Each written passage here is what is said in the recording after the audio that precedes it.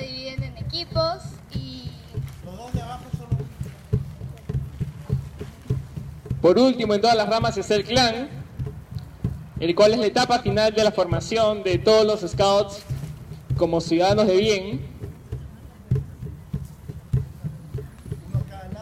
Y esto no podría ser posible sin los padres de familia que nos apoyan siempre, incondicionalmente, ya sea que sus hijos sean o no sean scouts, nos apoyan. Son una parte fundamental para la organización de cualquier grupo scout.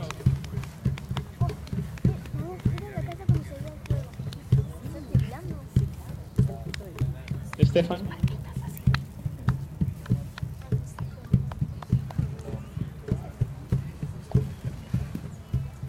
Préndela.